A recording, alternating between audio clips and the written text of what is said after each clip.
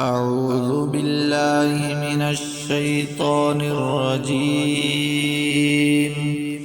بسم الله الرحمن الرحيم.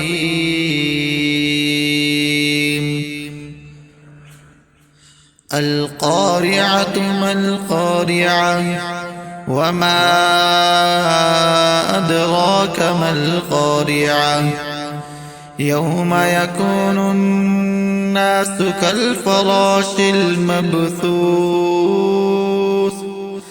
وتكون الجبال كالعهن المنفوش فأما من ثقلت موازينه فهو في عيشة راضية وأما من خفت موازينه فأمه هاوية وما أدراك ما هي نار حامية